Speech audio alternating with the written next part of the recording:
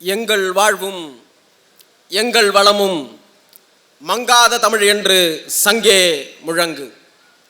எங்கள் பகைவர் எங்கோ மறைந்தார், இங்குள்ள தமிழர் ஒன்றாதல் கண்டே. சீரோடும் சிறப்போடும் நடைபெற்று வருகிற 10வது புத்தக திருவிழாவிற்கு பெருந்திரளாக வந்திருக்கக்கூடிய அவையில் இருக்கக்கூடிய உங்கள் அனைவருக்கும் என் முதற்கண் வணக்கம். இந்த விழாவை சீரோடும் சிறப்போடும் நடத்துவதற்கு துணை நிற்கிற தந்தை ரோவர் கல்லூரியினுடைய பொறுப்பாளர் ஐயா அவர்களுக்கு வணக்கம். மாவட்ட நிர்வாகத்தினுடைய தலைமையை ஏற்றிருக்கக்கூடிய மாவட்ட ஆட்சியர் உள்ளிட்ட அரசு அதிகாரிகள், பெப்பாசி மெம்பர்கள், அது மட்டுமல்லாமல் புத்தக கண்காட்சிக்கு வந்திருக்கக்கூடிய ஸ்டால் அமைத்திருக்கக்கூடிய விநியோகஸ்தர்கள், பதிப்பாளர்கள், உங்கள் அனைவருக்கும் வணக்கம். புத்தக கண்காட்சியை தமிழ்நாட்டில் மாவட்டம் தோறும் நடைபெறுவதற்கு முதல் வித்தாக விதையிட்ட போற்றுதலுக்கும் பெருமரியாதைக்கும் உரிய அண்ணன் ஸ்டாலின் குணசேகரன் அவர்களுக்கு வணக்கம். என்னை போன்ற எளியவர்களை எல்லாம் ஆற்றுமைப்படுத்துகிற பேராசிரியர் பெருந்தகை ஐயா அவர்களுக்கு வணக்கம். உங்கள் அனைவருக்கும் மாலை வணக்கம். குறிப்பு இல்லாமலே ஐயா பேசும்போது சொன்னாங்க, நான் பேசணும்னு சொல்லியிருந்தா ஒரு 2 புத்தகமாவது படிச்சுட்டு வந்திருப்பேன் அப்படின்னு. ஆனால் எந்தவித திட்டமிடலும் இல்லாமல், குறிப்பு எதுவும் இல்லாமல் வந்து ஜிடிபியில் ஆரம்பித்து இன்றைக்கு தமிழ்நாடு எங்கு இருக்கிறது, எங்கு போக வேண்டும் என்கிற அளவிற்கு தன்னுடைய கனவினையும், தமிழ்நாட்டிற்கு மட்டுமல்லாமல் அவர் சார்ந்திருக்கக்கூடிய மாவட்டமாக இருக்கக்கூடிய இந்த பெரம்பலூர் என்னவாக வேண்டும் என்கிற கனவையும் உங்கள் முன் சீரோடும் சிறப்போடும் முன்வைத்து கடைசியாக ஒரு விஷயம் சொல்லிட்டு போனாங்க. ரொம்ப நறுக்குன்னு தச்சுது. அதை கடைசியாக பேசுவோம் அப்படின்னு வச்சுட்டு, ஏன் வாசிக்க வேண்டும் அப்படிங்கிறதா இன்றைய தலைப்பு. பொதுவாகவே புத்தக கண்காட்சிகளுக்கு என்று ஒரு ஆகம விதி இருக்கிறது. என்னடா புதுசாக சொல்கிறேன்னே நினைக்கிறீங்களா? புத்தகம் வாங்குறோமோ இல்லையோ டெல்லி அப்பளம் வாங்கணுங்கிறது தான் பலருனுடைய ஆசையாகவும் கனவாகவும் இருக்கும். அப்படி இருக்கிற பொழுது இன்றைக்கு இருக்கக்கூடிய தமிழ்நாடு அரசு மாவட்டங்கள் தோறும் இந்த புத்தக கண்காட்சியை சீரோடும் சிறப்போடும் நடத்தி வருவதற்கான காரணமே இந்த கேள்வியிலிருந்து தான் வரும்னு நான் நினைக்கிறேன். சார், ஏன் வாசிக்கணும்? ஆரம்ப நாட்களில் பேர ஐயா இதற்கு முன்னாடி பேசிய தலைவர் அவர்கள் கூட சொன்னாங்க, 70 வருஷத்துல தான் நமக்கு கல்வி நம்மக்கிட்ட வந்து சேர்ந்துருக்கு. இதற்கு முன்னாடி நம்மள்கிட்ட படிப்பு வந்து சேரலை. யாரோ ஒரு சிலர் மட்டும்தான் படிக்கக்கூடிய வாய்ப்பு இருந்தது. இன்னும் ஒரு சிலருக்கு என்னன்னு கூட எழுத படிக்கவே முடியாத ஒரு சூழல் தான் இந்த நாட்டில் இருந்தது.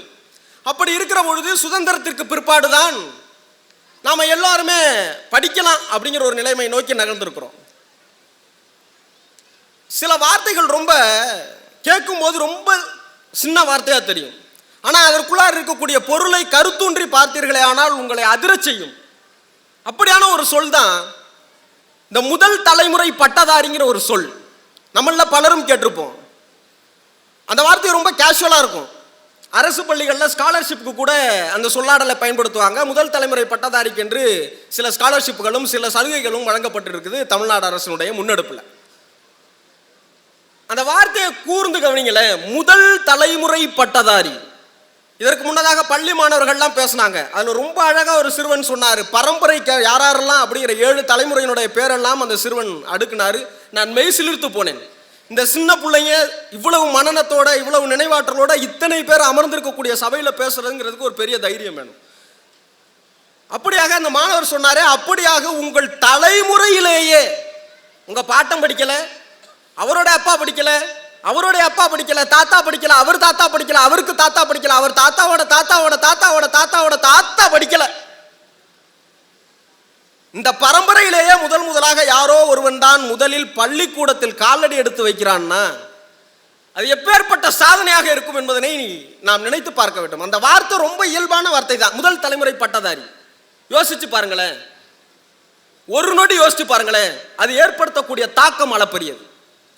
அப்படியாக பள்ளிகளில் கல்லூரிகளில் பட்டம் வாங்குறோம், படிக்கிறோம்.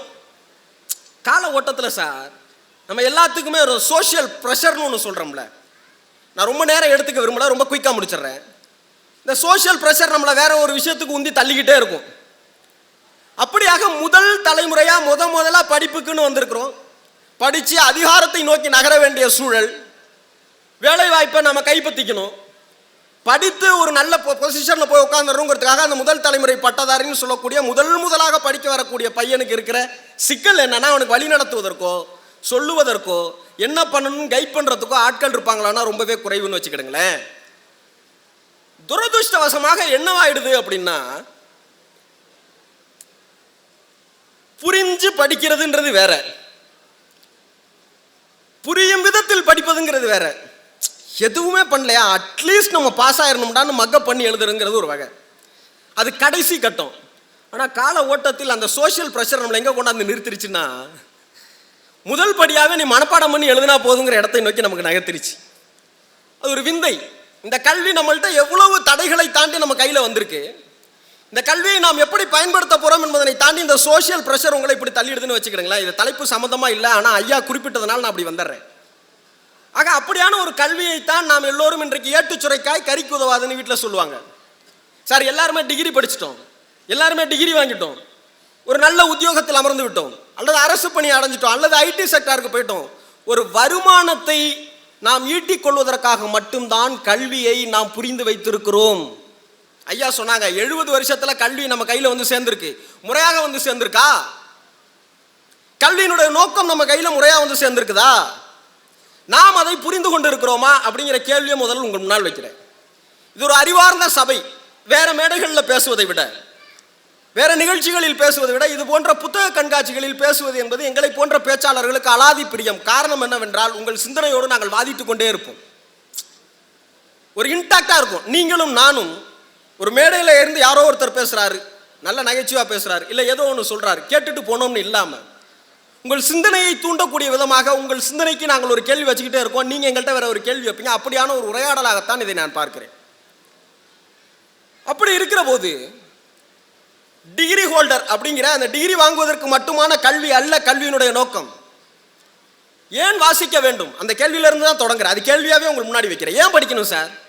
படிச்சுட்டேன், வேலைக்கு போயிட்டேன், அதுக்கப்புறம் ஏன் சார் படிக்கணும் அப்படின்னா, எங்களுடைய பேராசிரியர் நாளைக்கு இந்த அரங்கத்திற்கு வர இருக்கக்கூடிய ஐயா ஞானசம்பந்தம் அவர்கள் சொல்லுவாங்க, யார் படிப்பாளி அப்படின்னு கேட்டால், டீ கடையில் வடை வாங்குறீங்க, பஜ்ஜி வாங்குறீங்க அப்படின்னா, அந்த பஜ்ஜி பேப்பரில் என்ன இருக்குன்னு பஜ்ஜை சாப்பிட்டுட்டு பிரட்டி படிக்கிறான்ல, அவன் தான் படிப்பாளிம்பாங்க.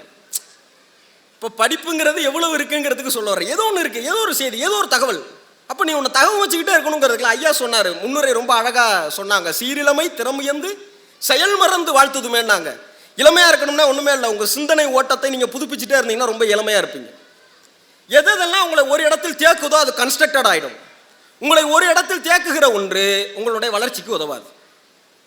எங்கள் அப்பா சொல்லிட்டாரு, எங்கள் தாத்தா சொல்லிட்டாரு, எங்கள் தாத்தாவோட தாத்தா சொல்லிட்டாருன்னு நின்னீங்கன்னா உங்களுக்கு வளர்ச்சி இருப்பதற்கான வாய்ப்பு இல்லை. கோவேரி கழுதாம்பாங்க, அந்த கழுதையை முதலாளி இல்லட்டினாலும் அவுத்து விட்டால் அது பாட்டுக்கு நேராக ஓரிமண்ணை தூக்கிக்கிட்டு ஆற்றங்கரைக்கு போயிடும். யாரும் மேய்க்கணுங்கிற அவசியம் இல்லை. ஒன்ஸ் நீங்கள் பழக்கப்படுத்திங்கன்னா போயிடும். நீங்களும் நானும் அப்படியா? நீங்களும் நானும் அப்படியா? இந்த கேள்விதான் ஏன் வாசிக்க வேண்டும் என்கிற கேள்விக்கு பின்னால் இருக்கக்கூடிய செய்தி. சார், டே பை டே உலகம் மாறிக்கிட்டே இருக்கு சார். மாறிக்கொண்டே இருக்கக்கூடிய உலகத்தில் நீங்களும் நானும் அப்டேட்டே ஆக வேணாம்.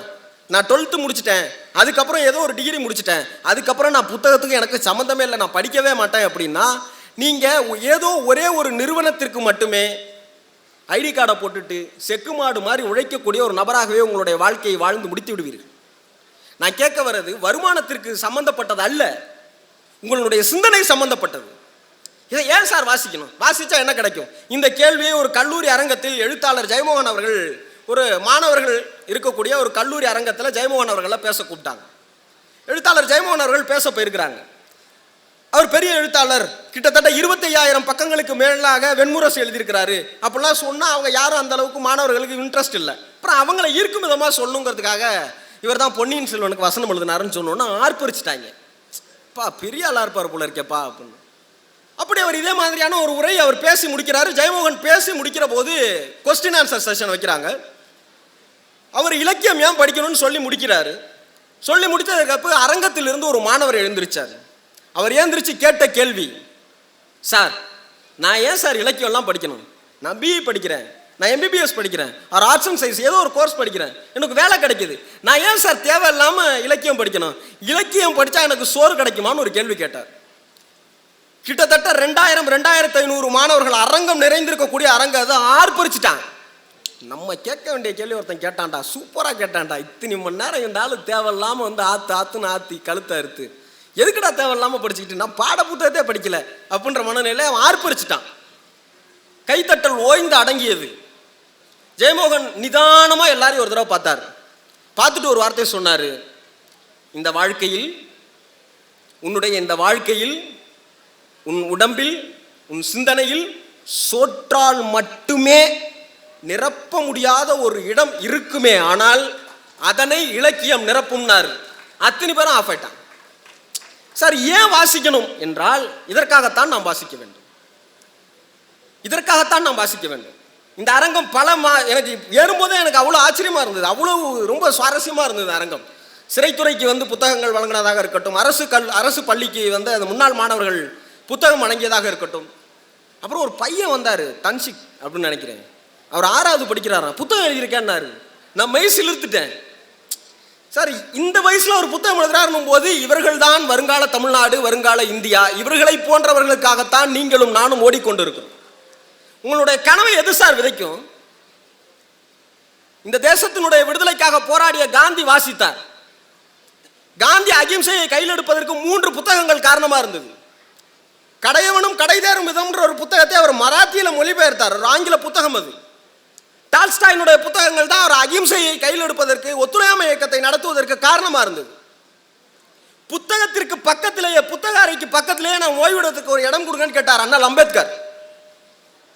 ஒரு புத்தகம் வாசித்து முடிக்க வேண்டி இருப்பதனால் தன்னுடைய அறுவை சிகிச்சையை தள்ளி வைத்தார் பேரறிஞர் அண்ணா. சார், பெரும் சாதனையாளர்கள் எல்லாமே வாசிச்சிருக்காங்க சார்.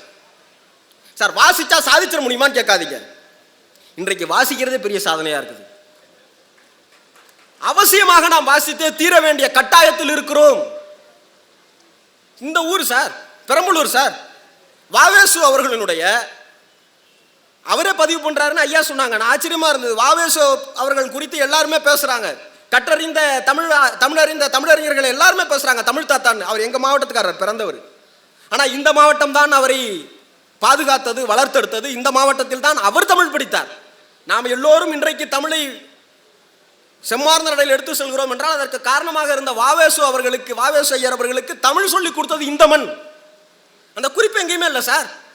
நீங்களும் நானும் வாசிக்கலன்னா என்ன சார் ஆகும்? உங்களுடைய பெருமை என்ன என்று உங்களுக்கு தெரியாது, உங்களுடைய வரலாறு என்னன்னு உங்களுக்கு தெரியாது, நீங்கள் எப்பேற்பட்ட மரபுக்கு சொந்தக்காரர் என்பது உங்களுக்கு தெரியாது.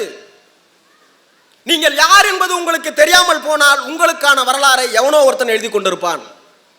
மேடையில் இருக்கக்கூடிய பெருந்தகை அண்ணன் ஸ்டாலின் குணசேகரன் அவர்களுடைய புத்தகம், விடுதலைக்கு போராடியவர்கள் குறித்தான அந்த புத்தகம் அவசியமாக நீங்கள் வாசிக்கப்பட வேண்டிய ஒரு புத்தகம். அதில் ஒரு சம்பவத்தை அண்ணன் பேசி நானே ரத்த சாட்சியாக நேராக கேட்டிருக்கிறேன். மதுரை கோயிலில் கொடியேற்றுவதற்காக ஒரு இளைஞர் பட்டாளம் இரவு முழுவதும் தென்னை மரத்தில் ஏறி உட்கார்ந்து கொண்டு, ஏறி கொடியை ஏற்றுனா சுற்றுவேன்னு சொல்லிட்டான், பிரிட்டிஷ் பீரியட். அந்த இளைஞர்கள் இரவு முழுவதும் தென்னை மரத்திலேயே இருந்து அந்த தென்னை மரம் எவ்வளவு வளைச்சா வளையுங்கிறத தெரிஞ்சுக்கிட்டு அதற்கு பிற்பாடு யாருக்கும் தெரியாமல் அந்த கோபுரத்தில் ஏறி கொடியை ஏற்றிவிட்டு இறங்கினார்கள். அப்படிங்கிற போராட்ட வரலாறை எல்லாம் அண்ணன் தேடி தேடி தேடி தேடி பதிவு செய்திருக்கிறார், உரையாக நிகழ்த்திட்டு இருக்கிறார். இந்த வரலாறு உங்களுக்கு எனக்கும் தெரியுமா சார்? தமிழ்நாட்டினுடைய சுதந்திர போராட்டத்தினுடைய வரலாறு எத்தனை பேருக்கு கடத்தப்பட்டிருக்கிறது, எவ்வளவு மறைக்கப்பட்டிருக்கிறது? நீங்களும் நானும் வாசித்தால் மட்டும்தான் என்னுடைய வரலாறு என்னவென்றே தெரியும். உங்க மண்ணில் எவ்வளவு எழுத்தாளர்கள் இருக்கிறாங்க. நான் வந்ததுமே அந்த சகோதரரை சந்தித்தேன், சுரேஷ் ஆறுமுகம் அப்படிங்கிற ஒரு கவிஞர், எழுத்தாளர். அவருடைய பின்னணியெல்லாம் சொன்னாங்க ஐயா அவர்கள். ரொம்ப ஆச்சரியமா இருந்தது. ஒரு எளிய பின்னணியில் இருந்து கிட்டத்தட்ட 14 புத்தகங்களை வெளியிட்டு இருக்கிறார். அவர் வாங்குற சம்பளத்தை பூரா படிப்பதற்கும் புத்தகம் அச்சிடுவதற்குமே பயன்படுத்துகிறார். அவர் உங்கள் மண்ணை சார்ந்தவர் என்கிற போது நீங்கள் அவரை இறுக பற்றி கொள்ள வேண்டும். ஒரு ஹைக்கூ, அருமையான கவிதை. கரையும் காகம் வீட்டு வாசலில் உணவு டெலிவரி செய்பவர். சார், காகம் கரைஞ்சதுன்னா விருந்தாடி வந்துட்டாருன்னு சொல்லுவோம் விருந்துக்கு. அந்த 2 வரி தான் ஹைக்கூ. அது படித்தோடனே ரொம்ப ஆச்சரியமா இருந்தது. காகம் கரைந்தது, விருந்தாடி வந்தாருன்னு தான் நம்ம சொல்லுவோம். உணவு டெலிவரி, விருந்தே வந்துருச்சு அப்படிங்கிற விதத்தில் ரொம்ப 2 வரியில சொல்லக்கூடிய ஒரு கவிஞராக இருக்கிறார். இந்த மண்ணினுடைய வரலாறு என்னவென்று யாருக்கும் தெரியவில்லை. அவர் வேற பணி செஞ்சவர் ஜெயபால் சார் அவர்கள் வேற ஒரு அரசு பணியில் இருந்து அவர்கள் பணி ஓய்வு பெற்று விட்டார்கள். இந்த மண்ணுக்கு எப்படி வரலாறு இல்லாமல் போகுதுன்னு அவருக்கு ஒரு கேள்வி வருது. அந்த கேள்வி தான் உங்கள்கிட்ட கேட்குறேன். ஏன் வாசிக்க வேண்டும் என்றால் அவருக்கு ஒரு கேள்வி வந்ததுல, அது எப்படா பெரம்பலூருக்குன்னு ஒரு வரலாறே இல்லாமல் இருக்கும், அது என்ன அப்படிங்கிறதுக்காக அவர் பணி நிறைவு ஆன பின்பு அல்லும் பகலும் இந்த ஊரை சார்ந்த செய்திகளுக்காகவே அவருடைய வாழ்நாளை அர்ப்பணித்து அவர் புத்தகங்கள் வெளியிட்டிருக்கிறார். வாவேசு குறித்து அவர் தான் புத்தகங்களை இந்த மண்ணிற்கு திரும்பவும் மீட்டுருவாக்கம் செய்து சொல்லியிருக்கிறார். என்றால் ஏன் வாசிக்கணும் அப்படின்னா, உங்களுடைய வரலாறு உங்களுக்கு தெரிய வேண்டுமே ஆனால் நீங்களும் நானும் வாசித்தே தீர வேண்டும். இது சோசியல் மீடியாவுடைய இராவா இருக்குது. ஒரு 5 நிமிஷத்தில் முடிச்சிருக்கேன். சோசியல் மீடியாவுடைய இராவா இருக்குது. நீங்க நல்லா கவனிக்கிறீங்களா? இலக்கியங்கள் வாசிக்கிற போது, ஒரு பெரிய நாவல்கள் வாசிக்கிற போது அந்த கதாபாத்திரங்கள் எல்லாம் கிட்டத்தட்ட புலம்பல்களைத்தான் வெளிப்படுத்தும், ஏதோ ஒரு வழியைத்தான் வெளிப்படுத்தும். ஏன் நீங்க படிக்கணும் அப்படின்னு கேட்டா, உங்களுடைய ஒரு வாழ்க்கையில் நீங்கள் பல 100 நபர்களுடைய வாழ்க்கையை வாழ்ந்துவிட முடியும் என்றால் நீங்கள் வாசித்து தான் தீர வேண்டும். அறிவுக்கு மாற்றாக ஒன்று இந்த உலகத்தில் கண்டுபிடிக்கிற வரை புத்தகங்களை தவிர சிறந்த ஆயுதம் இந்த உலகத்தில் எதுவுமே இல்லை. ஆதலால் நீங்கள் வாசித்து தான் தீர வேண்டும். சிறைத்துறை அதிகாரி கூட வந்து அந்த புத்தகங்கள் வாங்கிட்டு போனாங்க. அண்மையில் நான் வாங்கி இப்போ வாசிச்சுட்டு இருக்கக்கூடிய புத்தகம் கிழக்கு பதிப்பகத்தில் இது பண்ணது. ஒரு தூக்கு தண்டனை கைதியினுடைய விவரணை, அதாவது உண்மை நிலவரத்தை அவர் எழுதக்கூடிய 800 பக்கங்கள் இருக்கக்கூடிய அந்த புத்தகம் கிழக்கு பதிப்பகம் வைத்தது. இப்போ தான் நான் வாசிக்க தொடங்கியிருக்கிறேன். நான் காவல் அதிகாரியினுடைய மனநிலையும் அனுபவிப்பேன், குற்றவாளியினுடைய மனநிலையும் அனுபவிப்பேன், தள்ளி நின்று வேடிக்கை பார்ப்பவர்களுடைய மனநிலையும் அனுபவிப்பேன் என்றால் எனக்கு 3 சூழல், 3 சிக்கல், 3 பிரச்சனை. இந்த 3 பிரச்சனைகளுக்குள்ளும் இருக்கக்கூடிய செய்தி என்ன என்று எனக்கு தெரிகிற போது நான் நிதானித்து என் வாழ்க்கையில் ஒரு முடிவை எடுக்க முடியும் என்றால் அதற்கு புத்தகங்கள் தான் துணை செய்யும், இலக்கியங்கள் தான் துணை செய்யும். ஒரு வாழ்க்கையில் பல 100 மனிதர்களுடைய வாழ்க்கை அனுபவத்தை நீங்கள் பெற முடியும் என்றால் அதற்கு புத்தகங்கள் தான் சிறந்த வழி. என்றால் கிட்டத்தட்ட 62% 65% உங்களுடைய மன அழுத்தம் குறையும்னா நீங்க புத்தகம் வாசிச்சா குறையுன்ற. இப்போ இந்த சோசியல் மீடியா ஏரியால இந்த விளாக்ஸ் பண்ற எல்லாருமே பார்த்தீங்கன்னா நம்ம நிறைய பேர் நம்மளை அறியாமலே அதை ஷேர் பண்ணிக்கிட்டு இருப்போம். நம்மள மாதிரியே ஒருத்தன் புலம்புறான்டா, நம்ம நினைச்சதே ஒருத்தன் சொல்லிட்டான்டா, புலம்பல் இருக்கு, ஷேர் பண்றோம். ஏன் ஷேர் பண்றோம்? இது எனக்கு இருக்கு, நான் சொல்லணும்னு நினைக்கிறேன், என்ன மாதிரியே ஒருத்தன் சொல்லிட்டான், அதனால இதை நான் ஷேர் பண்றேன் அப்படிங்கிறதானே அதனுடைய வெளிப்பாடு. புலம்பல் இருக்கிறது, அதற்கு தீர்வு இருக்கிறதா? சார் உங்களை மாதிரி அவன் புலம்புறான் சார், ஷேர் பண்றீங்க சார். உங்களுக்கு இருக்கிற பிரச்சனை அவனுக்கும் இருக்கு சார். ஆமா இருக்கு சார், ஷேர் பண்றீங்க சார். அந்த பிரச்சனைக்கான தீர்வு உங்களிடமோ அவனிடமோ இருக்கான்னா இல்லை, சரியா? ஆனால் இலக்கியத்திடம் அதற்கான தீர்வு உண்டு. சோசியல் மீடியா தான் இந்த எராவினுடைய மிக வரமும் சாபமும் அதுதான். இந்த சமுதாயம் ரீக்ரியேட் பண்றதுக்கு தயாராக இருக்கிறது. நீங்கள் வாசிக்கவில்லை என்றால் நீங்க ரீக்ரியேட் பண்ணிடலாம், கிரியேட் பண்ண முடியாது. நீங்கள் ரீக்ரியேட் பண்ற இடத்திலிருந்து கிரியேட் பண்ற இடத்துக்கு மாற வேண்டுமே ஆனால் நீங்கள் வாசித்து தான் தீர வேண்டும். வாசிப்பை விட வேற வழி உங்களுக்கு கிடையவே கிடையாது. சங்க இலக்கியங்கள்லேருந்து பல இலக்கியங்கள் உங்களுக்கு அறத்தை வலியுறுத்தி வந்துகிட்டே இருக்குது. முடிச்சல இந்த நாட்டுக்கென்று ஒரு மரபு இருக்கிறது. உலக நாடுகள் எல்லாம் இந்தியாவை பார்த்து குறிப்பாக தமிழ்நாட்டை பார்த்து வியக்கிற விஷயம் என்னன்னா, பல மேடைகளில் பல பட்டிமன்ற பேச்சாளர்கள் சொல்லக்கூடிய ஒரு கருத்து என்னவென்றால், எப்படி 60 வருஷம் ஆயும் ஒரே மனைவியோட ஒரே புருஷனோட இருக்கீங்க, குடும்பம் நடத்துறீங்கன்றது மேலை நாட்டு சுற்றுலா பயணிகள் வருகிற போதெல்லாம் தமிழ்நாட்டை பார்த்து ஆச்சரியப்பட்டு கேட்கிற கேள்வின்னு பல அறிஞர்கள் பேசியிருக்கிறாங்க. நம்மளுடைய சொல்லாடலே என்ன, கல்லானாலும் கணவன் புல்லானாலும் புருஷன்கிறது தான். அது சரி தவறுங்கிறது அடுத்த பட்சம். ஆனால் அந்த மாண்பு இருந்தது சார். கண்ணகிக்கும் கோவலனை கொண்டுட்டாங்க சார். கண்ணகி ஏன் சார் மதுரையை எரிச்சான்ற விவாதங்கள் கூட வருகிறது. ஆனால் தன்னுடைய கணவனுக்கு ஒரு ஊறு நேர்ந்து விட்டது, அவன் நிரபராதி என்பதனால் அவனுக்கு நீதியை வாங்கி தர வேண்டும் என்பதற்காக அறத்தினுடைய குரலாக மதுரையை எரித்தாள் கண்ணகி. தான் புருஷனுக்கு ஒரு நியாயம் வாங்கி தரணுங்கிறதுக்காக. இந்த மாண்பை எல்லாம் சொல்லி இருக்கிறது இந்த மண், இந்த அறத்தை பேசி இருக்கிறது இந்த மண், இலக்கியங்கள் எல்லாம் இதை வலியுறுத்தி வந்திருக்கிறது. நாம எந்த நிலையில இருக்கோங்கிறத தயவு செய்து ஒரு நொடி புரிஞ்சுங்க. ஐயா அவர்கள் பேசிட்டு போனாங்க, அதை தான் நான் தொட்டு காட்டி அதை முடிக்கணும்னு நினைக்கிறேன். நான் அரசியல் பேசல. நீங்கள் யாருக்கு வேண்டுமானாலும் வாக்கு செலுத்துங்கள். யோசிச்சு செலுத்துங்க. நீங்க யாருக்கு வேண்டுமானாலும் வாக்கு செலுத்துங்கள். இந்த மண்ணில் சமீப காலமாக ஒரு சில காணொளிகளை நாம பார்க்கிறோமே. கண்ணகி மதுரையை எரித்த இந்த மண்ணில் என் புருஷனை விட எனக்கு இன்னொருத்தனை தான் பிடிக்கும்னு ஒருத்தி சொல்றா சார். என் பெத்த பிள்ளைய விட எனக்கு இன்னொருத்த முக்கியம்னு ஒருத்தி சொல்றா சார். சார் ஓட்டு போடலன்னா நான் விச வச்சிருவேன்னு சொல்றா சார். நீங்களும் நானும் எந்த நிலையில் இருக்கிறோம்? உங்களுக்கும் எனக்கும் விடுக்கப்பட்டிருக்கிற சவால் என்ன? இந்த மண் ஒரு அறத்தை தாங்கி நின்று இருக்கிறதா இல்லையா? இந்த மண்ணிற்கான அறம் இருக்கிறதா இல்லையா? அதை யார் வலியுறுத்த தவறி இருக்கிறார்கள்? யார் வாசிக்க தவறி இருக்கிறார்கள்?